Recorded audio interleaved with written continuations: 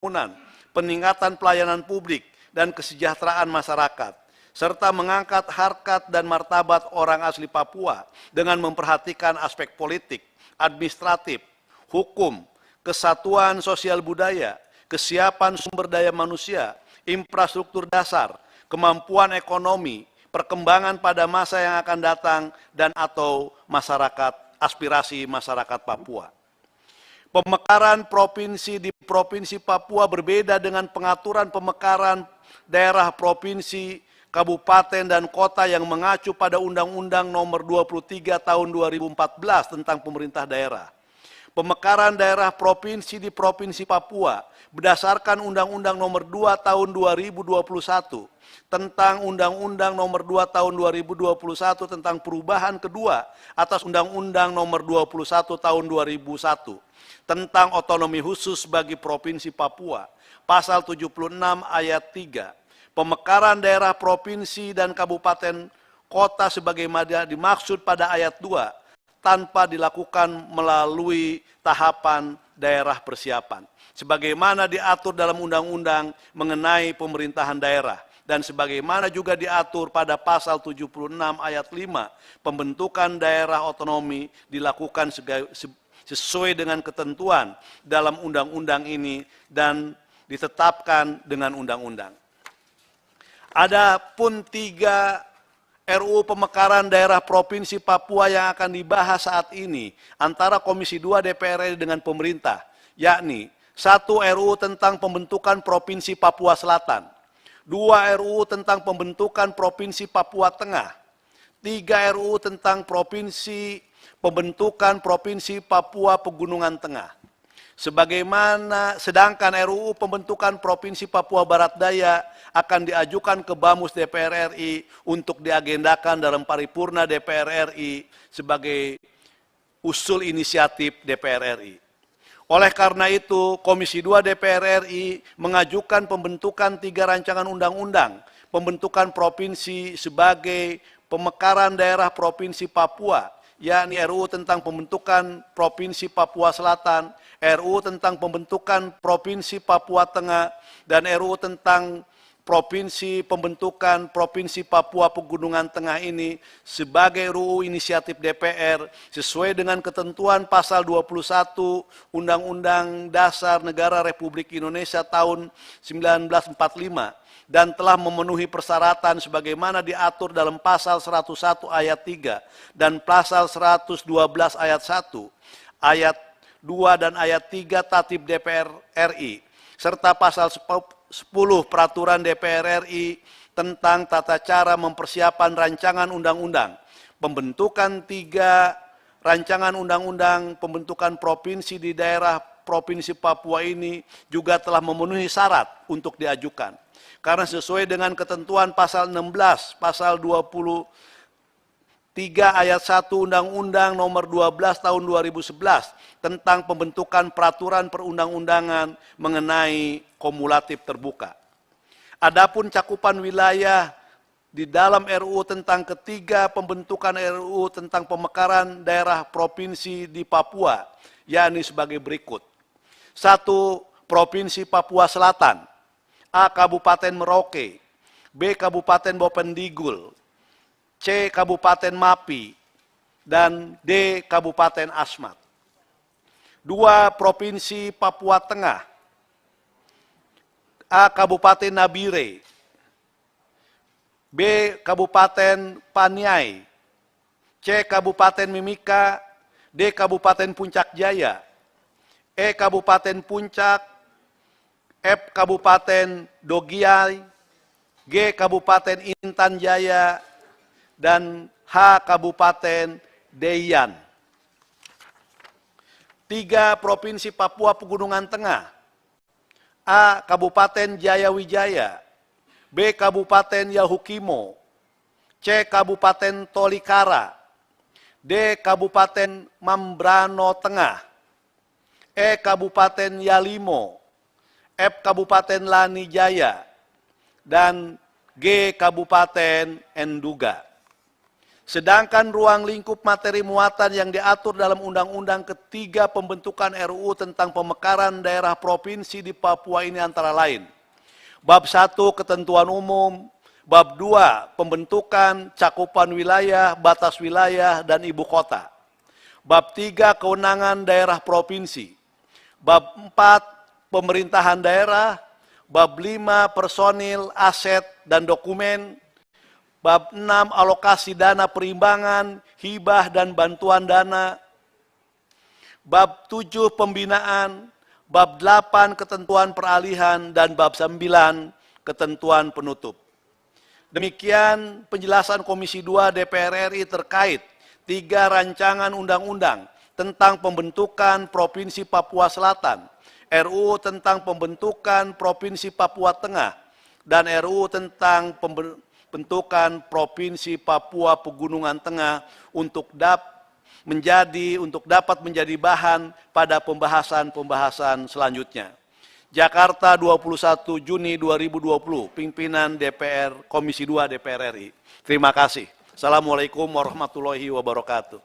Waalaikumsalam warahmatullahi. Terima kasih Pak Saan Mustafa. Selanjutnya kami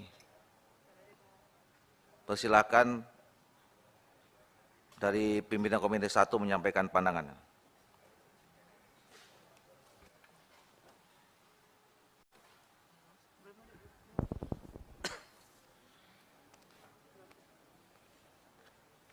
Terima kasih.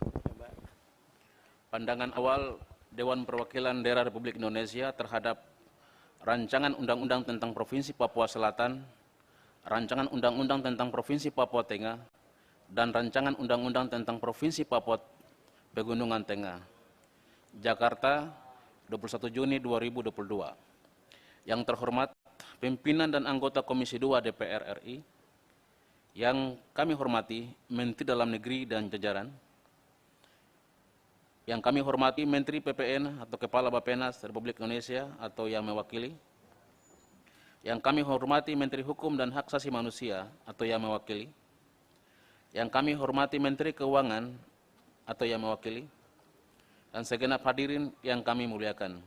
Assalamualaikum warahmatullahi wabarakatuh.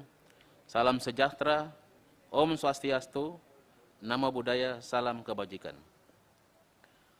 Puji syukur kita panjatkan kehadirat Tuhan Yang Maha Esa atas segala ridhonya sehingga pertemuan hari ini dapat terlaksana dalam rangka melaksanakan tugas konstitusional kita bersama.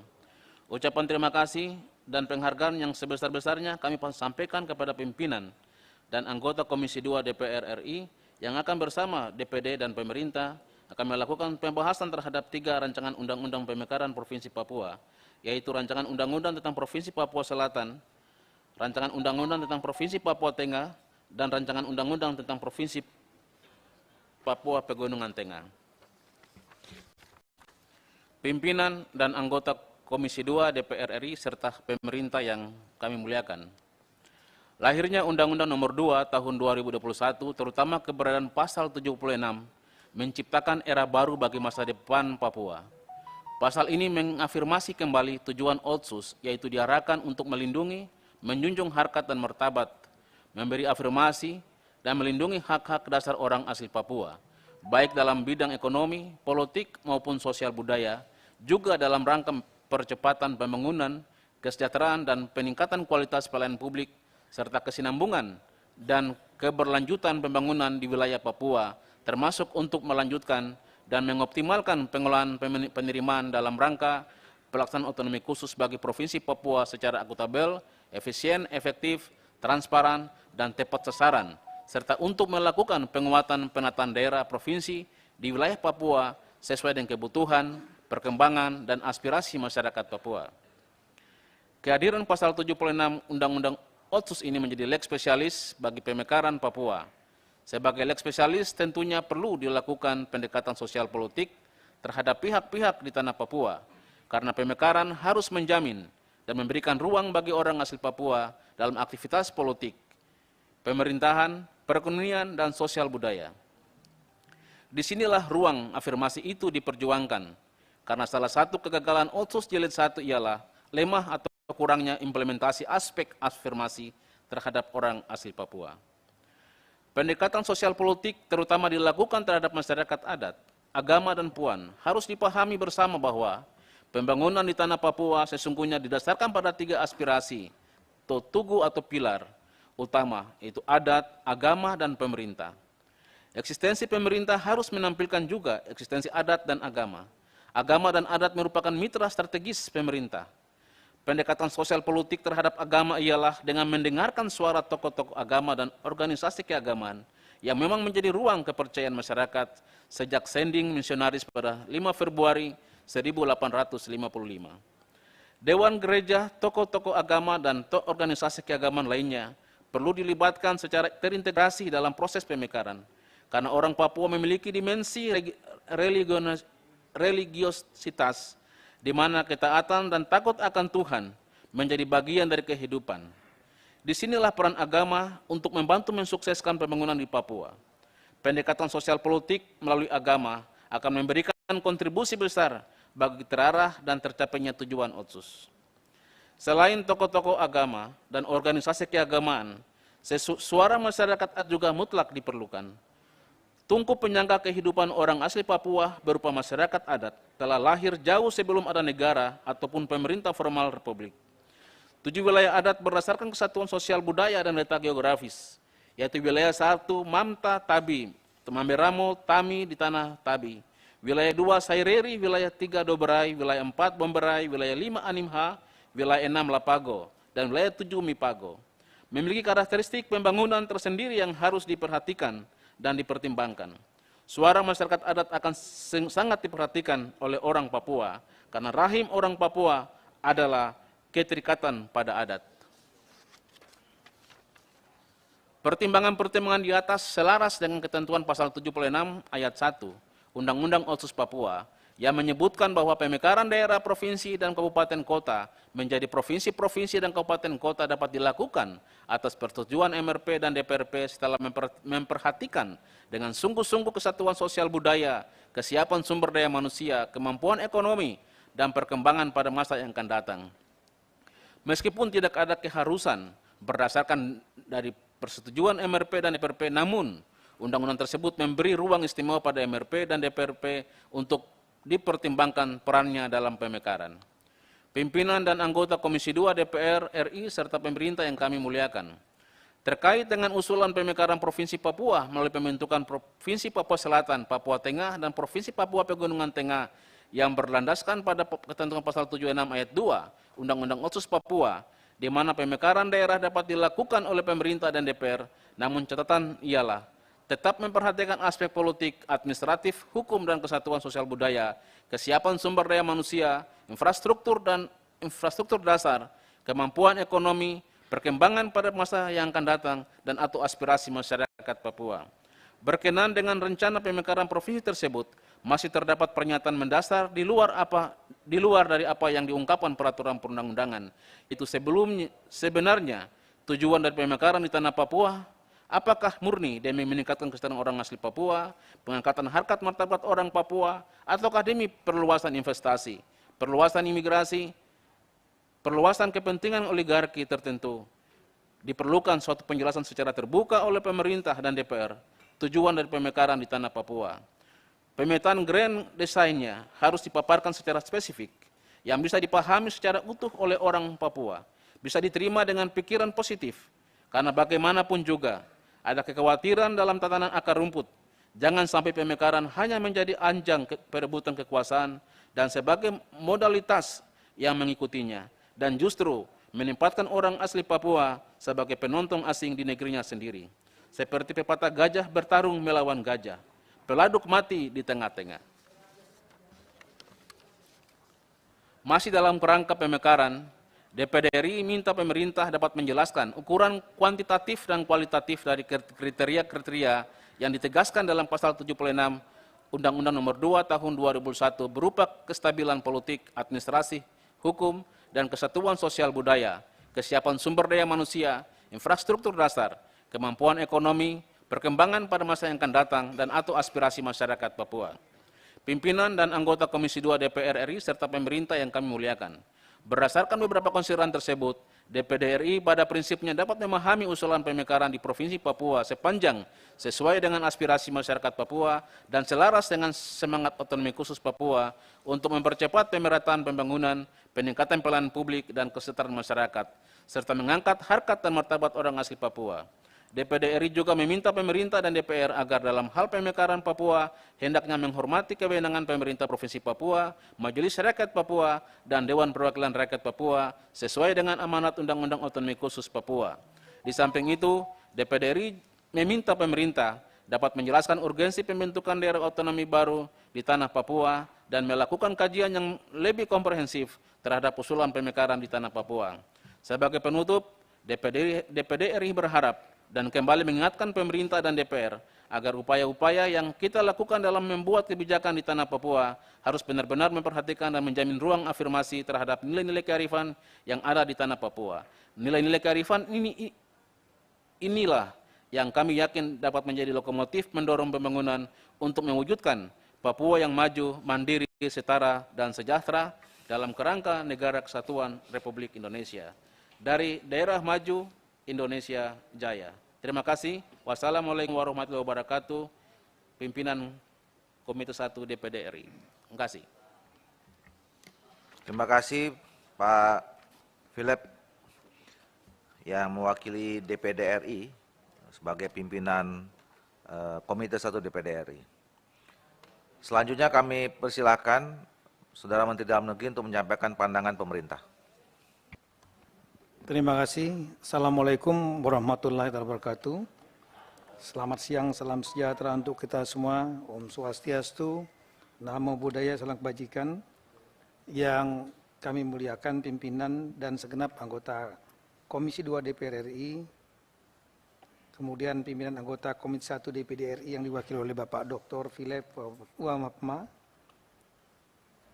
Menteri Keuangan yang diwakili oleh Dirjen Perimbangan Bapak Prima, kemudian Menteri PPN Kepala Bappenas yang diwakili oleh Dr.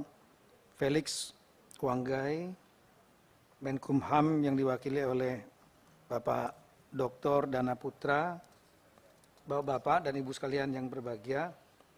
Sekali lagi kita dengan tiada hentinya mensyukur pada Tuhan Yang Maha Kuasa karena kita diberikan kekuatan untuk hadir pada acara agenda rapat kerja tingkat 1 Komisi 2 DPR RI dengan pimpinan DPR RI dan pemerintah sesuai dengan surat Wakil Ketua DPR RI bidang Korpol Kukam tanggal 17 Juni 2022. Hal undangan rapat kerja tingkat 1 pembahasan 3 RUU Pemekaran Provinsi di Papua.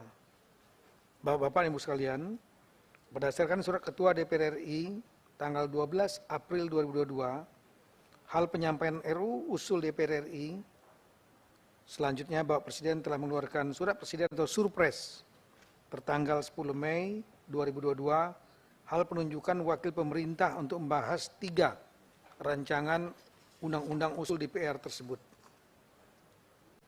Dalam surat dimaksud Bapak Presiden menugaskan kami selaku Menteri Dalam Negeri bersama dengan Menteri Keuangan, Menteri Perencanaan Pembangunan Nasional Kepala Bappenas, serta Menteri Hukum dan HAM untuk mewakili pemerintah dalam pembahasan. Pada kesempatan baik ini, izinkan kami menyampaikan pendapat dan pandangan pemerintah atas 3 rancangan undang-undang usul DPR RI tersebut. Pertama, pemerintah mengapresiasi setinggi-tingginya dan menyambut baik penyampaian hak inisiatif DPR RI yang mengusulkan 3 RUU tentang pembentukan provinsi baru di Papua. Sebagai informasi bahwa inisiatif tentang pemekaran di Papua, pemekaran provinsi di Papua tidak hanya dari pemerintah, tapi lebih utama adalah aspirasi dari masyarakat. Dalam berbagai kunjungan Bapak Presiden dan juga kami sendiri menerima banyak delegasi-delegasi yang menginginkan adanya pemekaran di Papua. Bahkan yang terakhir kami kira Gubernur Papua Bapak Lukas NMB datang menemui kami pada hari Jumat minggu lalu sekaligus menyampaikan surat secara resmi bahwa ide pemekaran Provinsi Papua atau di Bumi Cenderawasih itu sudah ada dari tahun 2014. Di Merauke bahkan menyampaikan sudah 20 tahun yang lalu ide itu untuk Papua Selatan. Kemudian diharapkan memang ada 7 provinsi. Namun dalam surat tersebut disampaikan semua sangat tergantung dari kesiapan anggaran dan lain-lain. Untuk itu atas nama pemerintah kami menyetujui untuk dilakukan pembahasan lebih lanjut secara bersama-sama dengan tetap memperhatikan keselarasan dengan ketentuan dalam peraturan perundangan terkait baik dalam aspek formil, teknis maupun aspek materi dan substansi. Terutama terhadap hal-hal krusial yang perlu kita cermati bersama dan diantisipasi secara bijaksana. Catatan lain adalah bahwa inisiatif atau ide pemekaran ini tidak lain adalah untuk melakukan percepatan pembangunan di Papua. Kita tahu bahwa Papua memiliki geografi yang luas, 3,5 kali Pulau Jawa, kemudian juga medan yang sulit menjadi tantangan untuk pembangunan. Ditambah lagi dengan penyebaran masyarakat. Ada hambatan-hambatan pembangunan, diantaranya hambatan di masalah birokrasi yang panjang. Sehingga dengan adanya pemekaran ini menjadi 3 provinsi akan memperpendek birokrasi dan akan mempermudah berbagai urusan. Di samping itu, pemekaran bukanlah suatu hal yang baru dan banyak dampak-dampak positif dari pemekaran. Tanpa menafikan ada beberapa daerah juga yang menghadapi problema pemekaran di ketergantungan kepada pemerintah pusat, terutama dalam transfer keuangan daerah dan desa. Bagi contoh misalnya Sumatera bagian selatan yang dulunya hanya 1 provinsi dimekarkan menjadi 5, Sumsel, Lampung, Jambi, Bengkulu, Kepulauan Bangka Belitung. Kita melihat kemajuan yang pesat di daerah pemekaran di 4 yang menjadi pecahan daripada Sumbaksel. Kemudian kita juga melihat Sulawesi Selatan dan Tenggara, Sulsel-Ra. Dengan adanya pemekaran di Sulawesi Tenggara, provinsi tersendiri, kemudian Sulawesi Barat, kita melihat kemajuan yang cepat terjadi di Sulawesi Tenggara dan juga Sulawesi Barat. Suluteng, Sulawesi Utara dan Tengah juga menjadi model bagaimana percepatan pembangunan terjadi ketika dimekarkan menjadi Sulut, Sulawesi Utara, Gorontalo, dan Sulawesi Tengah. Bahkan pada saat terjadi pandemi, Sulawesi Tengah merupakan salah satu dari 4 daerah yang mampu survive pertumbuhan ekonominya positif. Model ini juga bukan sesuatu yang baru di Papua. Kita tahu bahwa semenjak tahun 2008, Papua juga dimekarkan dengan adanya provinsi baru Papua Barat. Dan kita melihat hasil yang positif. Kita melihat pembangunan yang ditandai dengan IPM yang menaik, daerah-daerah yang tadinya terisolasi seperti Tambrau, Wasior, Sorong Selatan, Maibrat, semua menjadi terbuka dan terjadi percepatan dibanding dulunya 1 kecamatan saja. Pegunungan Arfak misalnya di dekat Manokwari, daerah terisolir yang sekarang menjadi terbuka. Oleh karena itulah pemekaran ini adalah sekali lagi bertujuan tidak lain adalah untuk mempercepat pembangunan dan kita semua ingin agar kesejahteraan rakyat Papua, terutama orang asli Papua akan meningkat dengan cepat juga dengan adanya pemekaran ini. Kemudian komitmen dan ikhtiar bersama antara DPR RI dan pemerintah dalam rangka akselerasi pembangunan kesejahteraan Papua juga merupakan perwujudan dan tujuan bernegara. Sebagaimana tadi sudah disampaikan oleh Wakil Ketua Bapak San Mustafa yang menjelaskan bagaimana dasar-dasar keinginan adanya tanggung jawab negara kepada rakyat, termasuk prinsip otonomi daerah yang berjalan setelah adanya reformasi, juga bertujuanlah untuk mempercepat pembangunan dengan memberikan kewenangan yang lebih luas dalam urusan pemerintahan konkuren kepada daerah-daerah. Oleh karena itu atas nama pemerintah, kami menyampaikan terima kasih dan penghargaan setinggi-tingginya sekali lagi kepada pimpinan dan anggota DPR RI dan DPD RI atas inisiatif, masukan, saran, dan pandangan yang konstruktif dalam pembahasan kelak Undang-Undang Otonomi Khusus Papua. Saya ulangi, pembahasan Undang-Undang Otonomi Khusus Papua yang telah disahkan dan menjadi landasan kita untuk melakukan langkah lanjut yaitu pemekaran. Kemudian perubahan kedua atas Undang-Undang Otonomi Khusus Papua menjadi pilar penting kebijakan-kebijakan untuk percepatan pembangunan kesejahteraan Papua. Salah satunya melalui sekali lagi pemekaran di Papua di samping masalah dana alokasi, saya ulangi, dana otsus yang dari 2% di AUNASA menjadi 2,25%. Kemudian pemekaran di Papua secara yuridis didasarkan pada ketentuan pasal 76 Undang-Undang Nomor 2 Tahun 2001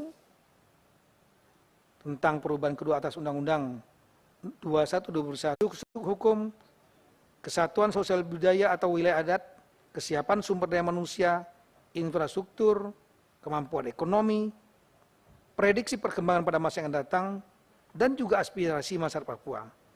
Oleh karena itu tujuan mulia tersebut kiranya dapat dimanifestasikan dalam semua kebijakan termasuk juga dalam rangka pemekaran provinsi di Papua atau provinsi di Bumi Cenderawasih dengan prinsip utamanya adalah meningkatkan harkat dan martabat orang asli Papua.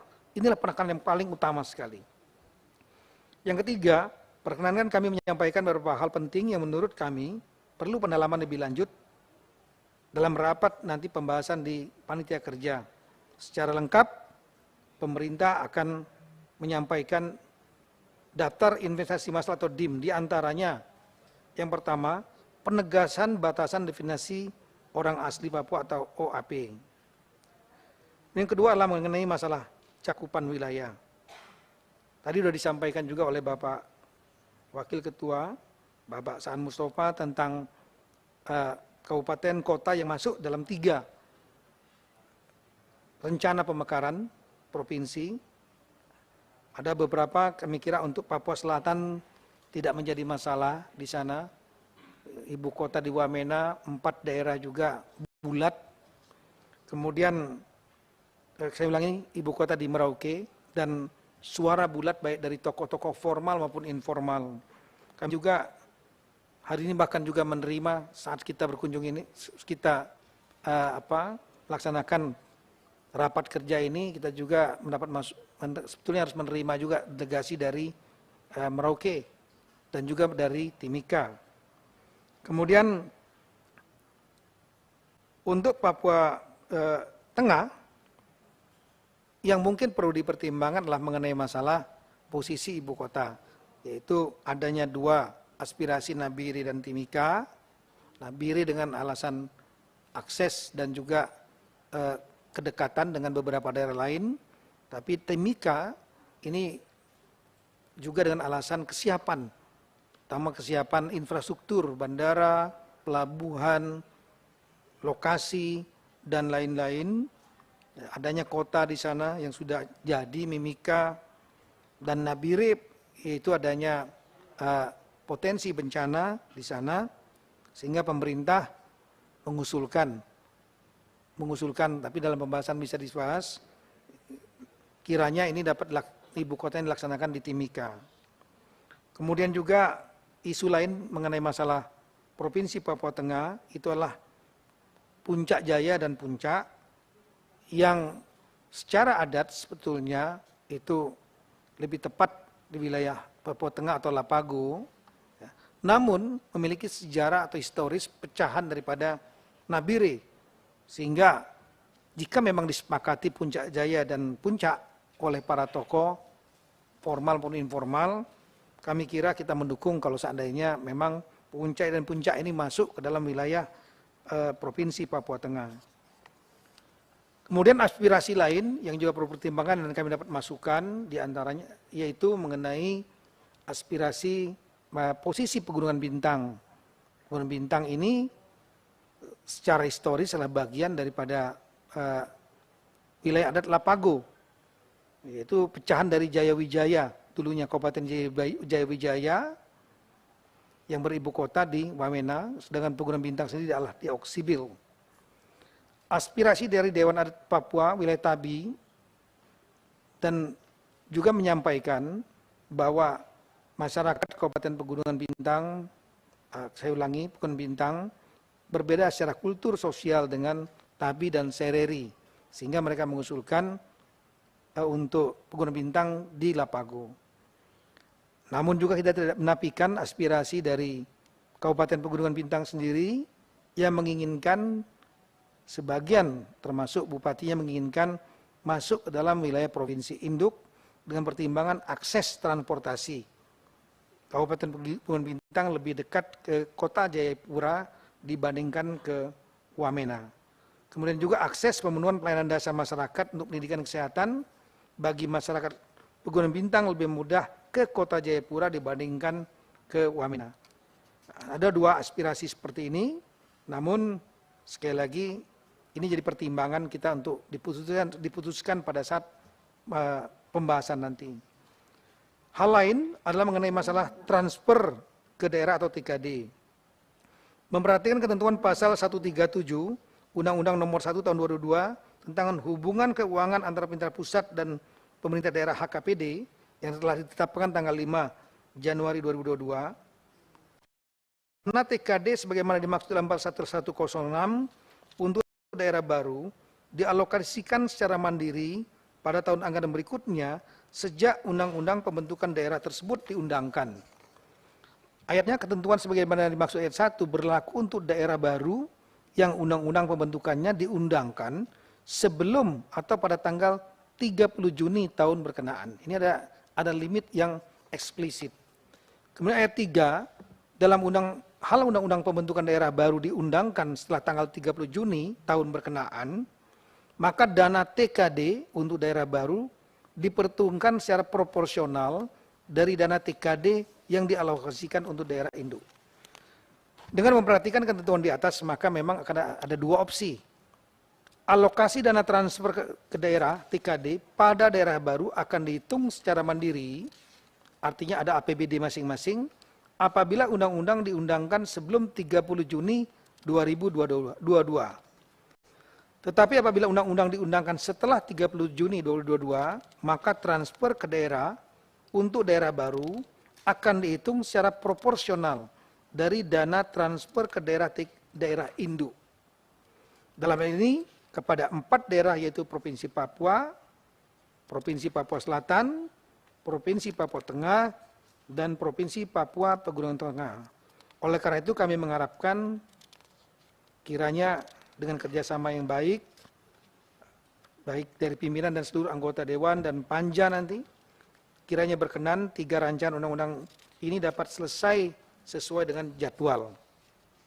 Kemudian hal lain adalah mengenai masalah pengisian keanggotaan DPR RI, DPD RI, dan DPRP. Pemekaran 3 provinsi baru ini akan berdampak pada perubahan jumlah kursi, penetapan daerah pemilihan atau dapil, syarat partai politik peserta pemilu, dan kesiapan penyelenggaraan pemilu yang otomatis berdampak terhadap Undang-Undang Nomor 7 Tahun 2017 tentang pemilu. Terkait Undang-Undang Nomor 7 Tahun 2017, ini yang ditetapkan 15 Agustus 2017, DPR RI melalui Badan Legislasi dan pemerintah telah bersepakat untuk menarik revisi Undang-Undang Pemilu tersebut dari Prolegnas tahun 2001, sehingga pemilu 2024 tetap bisa diselenggarakan di 3 provinsi baru. Maka pengaturan terkait pemilu pertama kali akan diatur langsung dalam undang-undang pembentukan ini secara khusus terkait jumlah kursi dan dapil DPR RI, DPD RI, dan DPRP diberi mandat kepada KPU dengan berkonsultasi bersama DPR RI dan pemerintah. Itulah beberapa hal pokok yang dalam DIM yang mungkin perlu dipertimbangkan dan dibahas, di samping ada beberapa isu-isu yang lain. Pimpinan dan anggota Komisi 2 DPR RI dan Komisi 1 DPR RI yang saya muliakan, kami kira itu yang kami sampaikan pada rapat pembahasan tentang RU tentang pembentukan Provinsi Papua. Tanggapan yang lebih lengkap akan kami sampaikan dalam pembahasan di Panja, dalam pembahasan daftar investasi masalah yang sebagai bagian yang tidak terpisahkan dari yang kami sampaikan saat ini. Atas nama Bapak Presiden, kami mengaturkan terima kasih dan penghargaan yang sebesar-besarnya atas dukungan dan kerjasama yang baik selama ini dari DPR RI maupun DPD RI, dan kita berharap tentunya ketika Undang-Undang Otsus kita dapat menyelesaikan dengan baik melalui mekanisme pansus, dan kali ini melalui mekanisme panja, kita berharap juga akan dapat diselesaikan dengan lebih baik lagi. Semoga Allah SWT Tuhan Yang Maha Kuasa memberikan petunjuk dan perlindungan pada kita semua, pertolongan pada kita semua, agar niat mulia untuk mensejahterakan rakyat Papua yang lebih baik dapat tercapai. Sekian dan terima kasih. Wassalamualaikum warahmatullahi wabarakatuh. Waalaikumsalam warahmatullahi. Terima kasih Saudara Menteri Dalam Negeri. Bapak Ibu sekalian, setelah kita tadi mendengarkan semua, mulai dari penjelasan keterangan DPR RI, kemudian pandangan dari DPD RI, dan terakhir kita mendengarkan pandangan dari pemerintah, maka agenda selanjutnya adalah penyerahan daftar inventarisasi masalah yang tadi sebagian besar sudah di highlight-nya sudah disampaikan oleh Saudara Menteri Dalam Negeri. Dan setelah itu kemudian kita minta pengesahan pembentukan panja pembahasan. Itu kami persilakan pada Saudara Menteri Dalam Negeri untuk menyerahkan daftar inventarisasi masalah.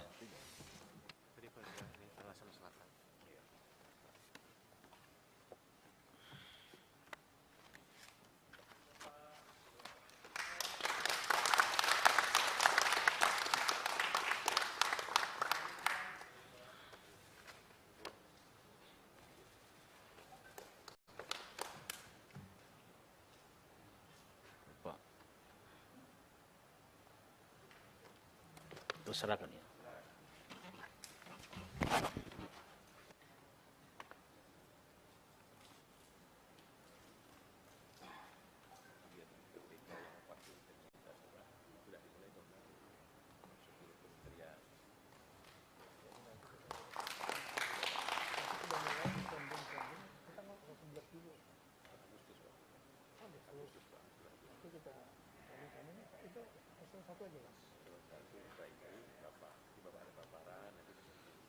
Bapak Ibu pimpinan dan anggota Komisi 2 DPR RI yang saya hormati, setelah tadi kita menyaksikan penyerahan daftar isian masalah secara simbolik, baik dari pemerintah maupun dari DPD RI, untuk selanjutnya acara atau agenda terakhir kita adalah pembentukan panja pembahasan. Bapak Ibu sekalian, seperti yang sudah saya sering kali sampaikan, kita sebetulnya sudah beberapa kali melaksanakan rapat-rapat berkaitan dengan persiapan ini, baik rapat internal maupun rapat di dalam rapat kerja. Dan kita sudah sebetulnya membentuk panja ini secara informal beberapa waktu yang lalu. Oleh karena itu saya ingin menegaskan saja kembali bahwa besok kita sudah menyusun, hari ini sebenarnya kita sudah punya agenda kerja, ya. Seperti yang tadi disampaikan oleh Pak Menteri Dalam Negeri, yang juga sudah berkoordinasi dengan Kementerian Keuangan, undang-undang ini akan bisa segera efektif berjalan, itu apabila kalau kita bisa selesaikan sebelum tanggal 30 Juni. Nah, kami di Komisi 2 sudah juga menyusun jadwal, insya Allah tanggal 30 Juni itu nanti akan ada rapat paripurna, maka oleh karena itu sebelum tanggal 30 insya Allah kita bisa selesaikan. Nah, oleh karena itu, mulai hari ini kita sudah secara resmi membentuk panja pembahasan tentang 3 rancangan undang-undang provinsi ini.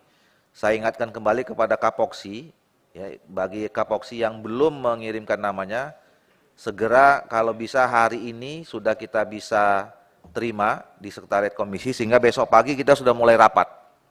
Ya. Pimpinan panjanya kemarin sudah diputuskan, untuk di panja RUU Pegunungan Tengah itu dipimpin oleh saya sendiri, kemudian untuk panja RUU Papua Selatan itu dipimpin oleh Pak Junimat Girsang, dan untuk Papua Tengah dipimpin oleh Pak Saan Mustafa. Nah, tinggal nanti Bapak-Bapak menyesuaikan anggotanya, dan besok pagi kita sudah mulai dengan RDP, ya, mengundang Pak Gubernur, kemudian ke seluruh pimpinan MRP dan pimpinan DPRP.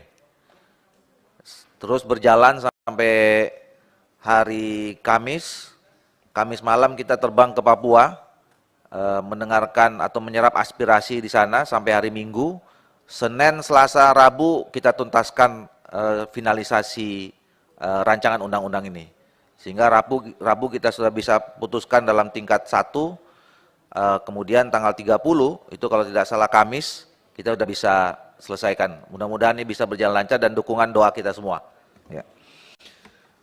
Baik Bapak Ibu sekalian, dengan demikian saya kira rangkaian agenda acara kita pada hari ini sudah bisa kita selesaikan. Lagi sebelum saya tutup, kami mengucapkan terima kasih pada Saudara Menteri Dalam Negeri, pada Menteri Keuangan atau yang mewakili, Menteri Perencanaan Pembangunan Nasional atau yang mewakili, Menteri Hukum dan HAM atau yang mewakili, serta seluruh pimpinan dan anggota Komisi DPR RI, termasuk juga pimpinan Komite 1 DPD RI. Dengan mengucapkan alhamdulillahirabbil alamin, maka rapat kerja ini sudah bisa saya nyatakan ditutup. Terima kasih. Selamat siang, salam sejahtera bagi kita semua. Bila taufiq hidayah, assalamualaikum warahmatullahi wabarakatuh.